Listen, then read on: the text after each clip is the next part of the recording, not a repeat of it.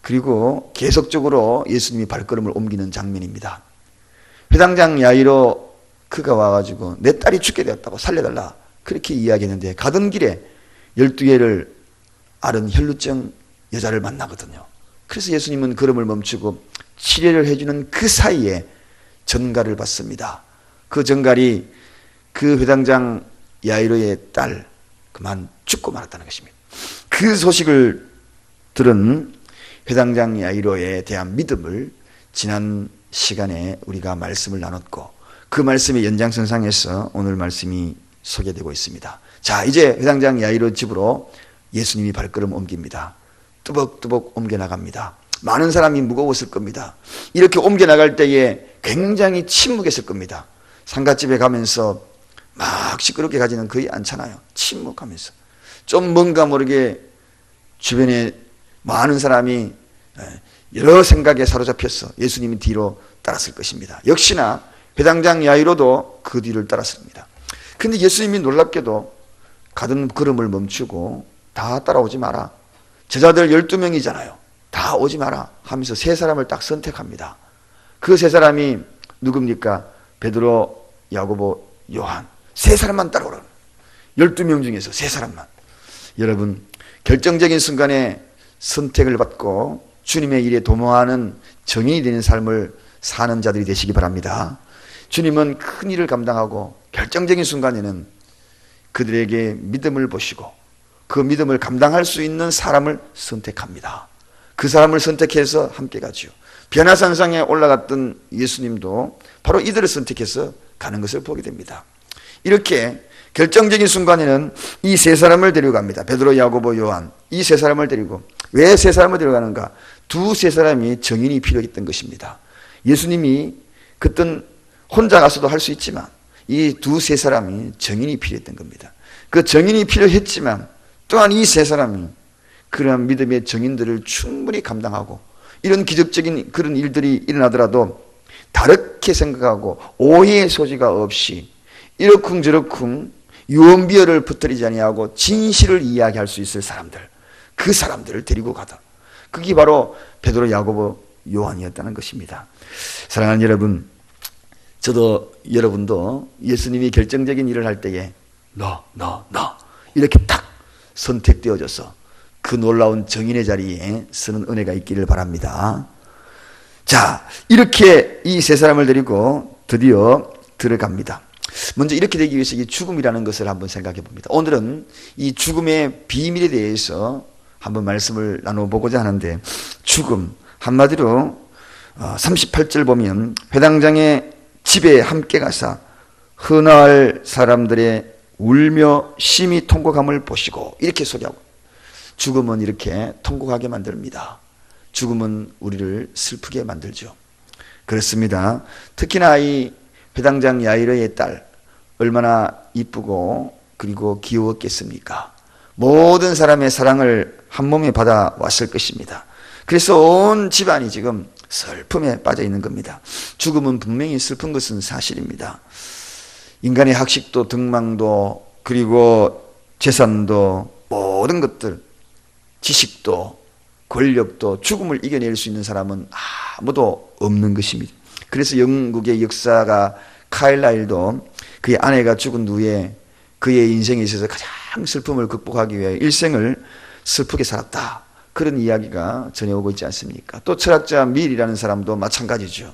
마찬가지 아내가 죽고 무덤을 떠나지 아니하고 그 옆에서 슬퍼했다, 이런 이야기도 전해오고 있습니다. 이 죽음이라는 것은 이렇게 모든 것을 슬프게 하는 가장 큰 원인이 되기도 합니다. 왜냐하면 인간이 할 수 있는 것이 아무도 없기 때문에. 죽는데 인간이 할 수 있는 것이 뭐가 있겠습니까? 속수무책이라, 이 단어가 거기에 너무 어울리는 것 같아요. 손을 쓸 수가 없다는 겁니다. 죽음이라는 것, 손을 쓸 수가 없다는 겁니다.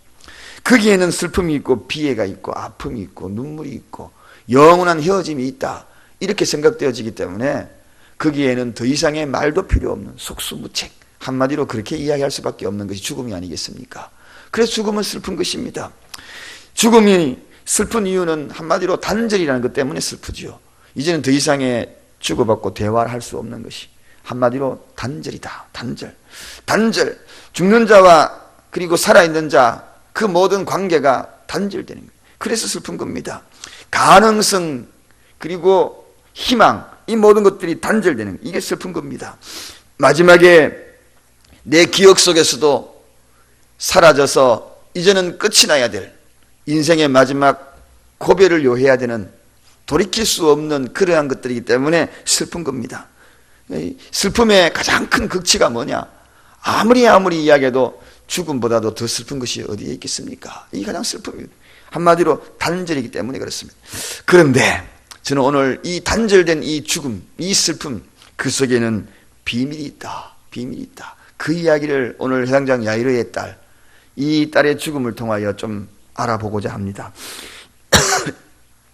예수님은 오늘 이 죽음을 새로운 개념으로 정말 상상치 못하는 그러한 한마디로 이 죽음의 개념을 선포합니다. 오늘 본문 39절 우리 다 같이 한번 가보겠습니다.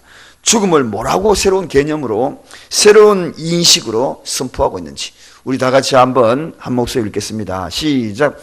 들어가서 저희에게 이르시되 너희가 어찌하여 헌화하며 우느냐? 이 아이가 죽은 것이 아니라 잔다 하시니. 여러분, 이 딸이 지금 살았습니까? 죽었습니까? 분명히 죽었죠. 호흡을 멈춘 상태, 그리고 피가 흐르지 않는 상태, 그 상태를 우리는 죽었다. 그래서 저는 죽음의 인중의 장면도 몇 차례 제가 그 앞에서 직회를 봤기 때문에 그 죽음은 싸늘합니다. 손을 잡았는데 싸늘하더라고요. 차가워요. 그런데 피가 흐르지 않기 때문에 그렇습니다. 근데 우리 주님이 오늘 말씀하실 때 뭐라고요? 잔다 하시니. 그 이어서 이 잔다라는 이 표현에 사람들이 어떻게 반응하는지 39절, 40절 한번 가보겠습니다. 자, 40절 다 같이 읽습니다. 시작. 저희가 비웃더라. 여기까지. 저희가 비웃더라. 죽음을 잔다라고 이야기하니 당연히 비웃지요. 사랑하는 여러분, 새로운 신개념입니다. 그동안에 듣도 못하니. 아니, 죽음을 잔다요. 사랑하는 여러분, 이게 실제 일어나는 그러한 일이 일반 사람들에게는 전혀 이해가 되지 않았기 때문에 비웃을 수밖에 없는 거지요. 그런데 새로운 예수님의 선포죠. 이 선언은, 이렇게 선언할 수 있다는 것은 죽음을 장악하지 아니한 사람, 즉 죽음을 지배하지 아니하는 분이 이 이야기를 할 수 있는 그런 말이 전혀 아니라는 겁니다. 죽음을 지배할 수 있는 사람이라야만이 죽음을 잔다라고 표현한다는 겁니다. 사랑하는 여러분, 여기에 이 선언은 그가 바로 생명의 실체가 아니고서는 이런 이야기를 할 수가 없다는 것입니다. 죽은 자를 잔다, 이 이야기는 깨울 수 있다는 전제 조건이 아니면 이런 이야기를 할 수 있겠는가 하는 것입니다. 깨울 수 있는 이기 때문에 죽음을 잔다라고 이야기를 하는 겁니다. 그동안에는 세상 사람들이 들어보지도 못했던 이야기입니다. 죽으면 죽은 것으로 끝난 이야기고 슬픔이면 슬픔으로 끝난 이야기인데, 예수님은 죽음을 한마디로 이야기하면 잔다. 이것은 복음 중에 복음인 것입니다. 할렐루야. 여러분 가족 중에 예수 안에서 돌아가신 분, 오늘 강력한 복음의 메시지를 듣는 겁니다. 잔다. 죽은 것이 아니라 잔다. 이것은 복음입니다. 생명이 아니고서는, 그가 진리요 생명이 아니고서는 어찌 이런 말을 할 수 있겠습니까? 그동안에는 듣도 보도 못한 이 이야기가 오늘 선포가 되고 있는 것입니다. 예수 그리스도가 이러한 죽음을 지배하지 아니하고 죽음을 장악하지 아니한다면 감히 그가 어찌 이런 이야기를 하겠습니까? 사기꾼으로 몰렸죠. 만약에 사기꾼으로 몰리고 정신병자로 몰렸다면 그 오늘 이야기했던 이 이야기 이후로 예수님을 따라다녔던 사람은 아무도 없을 겁니다. 예수님을 따라다녔던 사람들, 수많은 제자들 다 떠나갈 것이고, 예수님을 따라다녔던 많은 오늘 이 시대에 저와 여러분들이 이 자리에 앉아있을 이유도 없었을 것입니다. 죽음을 잔다라고 표현했던 그가 생명을 지배했기 때문에 그 지배하는 모습을 오늘 실제 그의 눈앞에서 먼저 보여주신 것이, 그게 바로 열매입니다. 그 열매를 보여주신 거예요. 사랑하는 여러분, 예수님이 말씀하셨잖아요. 나는 곧 부활이요 생명이라고. 살린다는 것입니다. 죽은 것이 아니라 잔다는 것은 인간의 생명에 대한 새로운 의미를, 새로운 비밀을, 죽음의 새로운 비밀을 우리에게 일러준다는 겁니다. 이 이야기는 잔다는 표현은 다시 깨어난다는 표현과 똑같은 말이거든요. 그런 전제 조건 하에서 이야기하는 겁니다. 다시 한번 말씀드리면 부활이라는 전제 조건 하에서 이 이야기를 한다는 것입니다. 놀라운 것입니다, 여러분. 세상에 죽음을 잔다라고 표현하고 그를 일으켜서 부활로 열매로 보여주신 이가 어디 있으면 말씀해 보셔요. 어느 종교가 그런 종교가 있는지. 그가 곧 부활이라고 말한, 실체라고 말한, 내가 곧 생명이라고 말한 그런 종교 있나요? 없습니다, 여러분. 없습니다. 진리가 무엇일까 고민을 했지만 내가 진리라고 이야기한, 그 진리의 실체라고 이야기한, 당신이 진리라고 이야기한 그 자가 세상에 있습니까? 없습니다. 진리를 탐구하고 진리가 무엇인가 고행을 하고 다 했지만 결국적으로 예수님은 내가 진리요 생명이다 그렇게 선포하지 않습니까? 이게 바로 오늘 복음인 것입니다. 저는 오늘 이 사실을 믿고 가슴이 뜨거워집니다. 사랑하는 우리 아버지도 자고 계셨구나. 자고 계셨구나. 여러분이 먼저 갔던 사랑하는 자들도 가족들도 자고 있구나. 예수 안에 자고 있구나. 그래서 오늘 예수님은 이 일들을 예수님이 살아계실 때에 죽음에서 잔다라고 그렇게 이야기하시면서 일어나라 라고 말씀하신 대목이 세 대목이 나오죠. 우리가 잘 알고 있던 나인성 과부의 아들, 그 아들도 예수님이 똑같이 일어나라, 자니까 이제 일어나라 깨워야 될 거 아닙니까? 그 다음에 야이로의 딸, 오늘 본문 여기에, 그리고 또 한 사람 있죠. 마르다의 오라비 나사로, 나사로도 일어나라 나오라 이렇게 다 깨우는 겁니다. 이 이야기를 주목하십시오. 예수님은 나는 부활이요 생명이라고 말씀했습니다.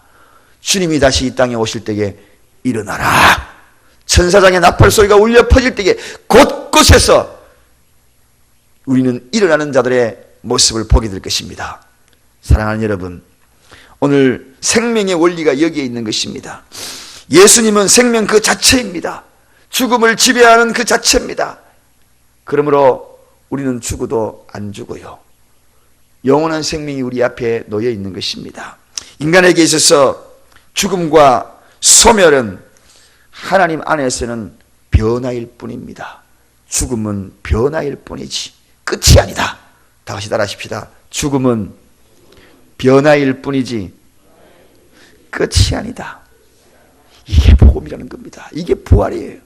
이 사실을 믿느냐 하고 오늘 주님은 말씀하셔요. 나는 부활이요 생명이니 나를 믿는 자는 결코 죽지 아니하리라 말씀하시면서 끝에 하신 말씀을 기억하십시오. 이 사실을 믿느냐 하고 한 번 더 대반문하십니다. 그것이 주님의 음성이에요. 이 사실을 믿느냐? 여러분 믿으십니까? 이 사실을 믿으십니까? 그렇다면 우리에게도 이와 같은 일들이 일어날 줄로 믿습니다. 세상 사람들이 비웃을 겁니다. 저희가 비웃더라. 그래요.